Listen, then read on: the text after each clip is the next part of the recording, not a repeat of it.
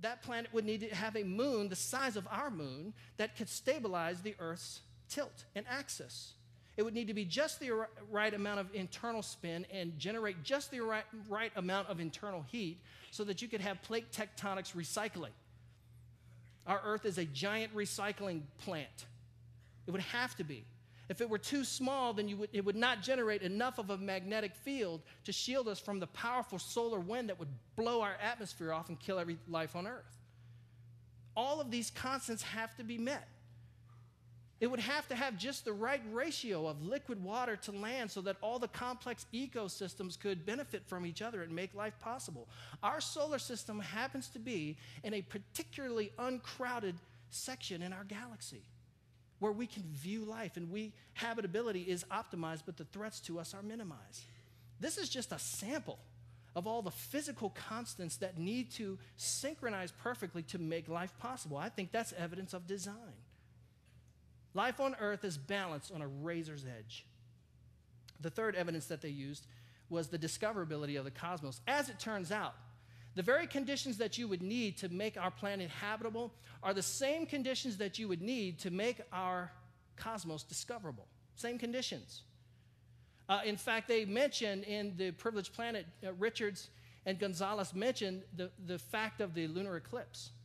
When you go out and you look at an eclipse, we live in one of the only slivers of the entire known galaxy where we have the kind of eclipse we do. The reason why that's important is because that little band of light, that little corona of light around the moon, when it eclipses with the sun, tells them an infinite amount of information about the universe. In fact, it gave birth to stellar astrophysics.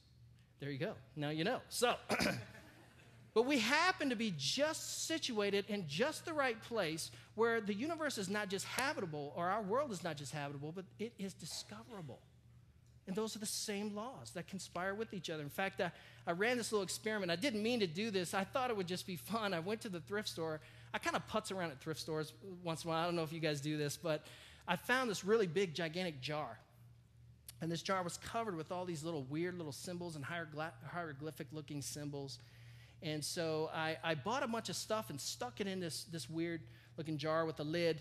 And I bought a lot of little brass-looking vases and little chains, necklace chains and all kinds of, found some brass-looking coins and I threw them in there. Then I went to Cabela's and I got a whole bucket load of those little tokens they let the kids shoot with, and I dumped it in there. And then I went and got some pirate treasure and put the pirate treasure in there. And then I went out in the backyard and I hid it in the backyard. I dug up a hole and hid it. I have lots of free time. Okay, awesome. So then I went and I made this crude map out of a paper bag, a piece of a paper bag, and I drew a crude map of our backyard. And I gave it to our little boys, and I gave them some little, digging tools, a spade and stuff. And I said, go out there and find this treasure. And they were out there digging holes in my yards for hours. I was kind of sorry for that. I had not really anticipated that, but that was not good. But man, you should have seen their little faces when they discovered that treasure. Oh, they wanted to take it to the museum and sell it for cash. And I explained to them, man, it's worthless. It's just for play, guys. It's just for fun. But I was so filled with joy to see the look on their faces when they made that discovery. And the cosmos is designed just that way. God has made it not just a habitable place for you and I. God has made it a discoverable place. And God delights when you and I, through science, discover our surroundings. He delights in it. It brings him joy. Science and faith are not mutually exclusive. They go hand in hand. They are compatible. And God expects you to discover your surroundings, and he loves it. And there were a couple of assumptions that my boys made. When they went into the backyard, they assumed that the backyard was a stable ecosystem. It is oftentimes an ecosystem, but they assumed that it was stable. They didn't have to worry about instability. They didn't have to worry about, as they were digging around, some ghost popping out of the yard box and gobbling them up. They didn't have to worry about, some portal to another dimension opening and sucking them through. Of course, they would have loved that, but they didn't have to worry about the instability. They could trust in the physical constant laws, and they just made that assumption without consciously making it. They could also trust their faculties. They could trust that what they interacted with really is there. When they picked up a rock and dropped it, gravity would force it to the ground. If they took that rock and threw it, the kinetic energy would propel that rock away from them. If they took the rock and threw it over the gate and it went through my neighbor's window, then they would experience the law of cause and effect. And I'll spare you the details of that. But in the same way, God has made the universe an accessible place. Einstein said this: the most incomprehensible thing about the universe is that it is comprehensible, that you and I can access it. And there are all these simple, elegant, physical laws that point to a divine creator, a divine design. Psalm 19, chapter 19, verses 1 through 4 says this: the heavens declare the glory of God. The skies proclaim the work of his hands. Day after day they pour forth speech. Night after night they display knowledge. There is no speech or language where their voice is not heard. Their voice goes out into all the earth, their words to the ends of the world. That's sort of an anthropomorphism, or that is a sort of a poetic way of saying that the whole earth, the entire cosmos, screams and shouts design to us. It tells us about God. And the fourth evidence that life is designed and that God is the best explanation for something rather than nothing is that life is complex. When Francis Crick discovered the theory for DNA, it started an information revolution in the sciences, because what they discovered was at the microcellular level, there was what was called digital code. It really is digital in the sense that it's an alphabetic code. And so there is at the microcellular level, life is permeated, is filled with truckloads of information. And the information revolution began in science. And like the largest macro systems out there which shout information, the smallest microsystems do too. God is the best explanation as to why there is something rather than nothing. Let me give you an illustration of that. How many of you guys know what the Rosetta Stone is?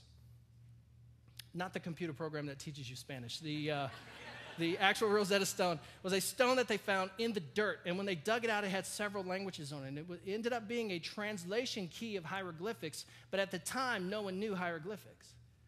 And so what they did is they used that translation key to decipher these hieroglyphic symbols that were on it. Now, when they saw the symbols, they didn't go, that is a beautiful production of wind and erosion. They didn't do that.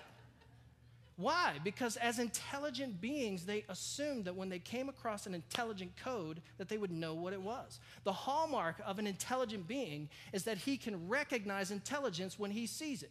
If you take a copy of Shakespeare's Twelfth Night or Plato's Phaedrus or John Grisham's novel, whatever you read, and if you take it and you throw it into a pig pen, the pig will not get out his nerd glasses and he will not begin to flip through it and calmly read it and understand it. Why? He will eat it. And the reason why is because he is not intelligent. The hallmark, the key feature of an intelligent being is that he can recognize intelligence when he sees it in something. And so when we look in the cosmos, we see an intelligent process. When we look at this nanotechnology that exists at the microcellular level, we are overwhelmed with how much it screams God's design. How many of you guys have been to Mount Rushmore? Have I been there? Isn't that awesome? Man, we went on a cloudy day. We got to the top. I was so bummed, man, because, it's so hard to get a budget rental truck full of your junk up that hill. And we finally, after going 2 miles an hour for 2 days to get to the top of that hill, we finally got up there, and I was so bummed because it was overcast and I couldn't see it. And I said, Carrie, get the tent. We're going to camp out right here until the clouds roll away. So we were in there kind of shopping. I come out with my ice cream cone, and there it was. It had just, the clouds had opened, and there it was. And I was like, oh, Carrie, come out here. And she came out, and we took a bunch of pictures of it. Now, I didn't stand there and go, that is a marvelous, beautiful expression of random mutation and natural selection. I didn't do that. What I saw was the product. I intuitively knew that what I saw was the product of intelligent investment, because I saw a specified complex pattern. Now, if you ever go to Virginia, which is my hometown, if you ever get back there and you go to the Luray Caverns and all that, you'll see complexity. I mean, there's stalactites, stalagmites, it's complex, but it's not specified. And so when we look into nature, we see that there is information from ground zero up. from the smallest microsystem to the largest macrosystem.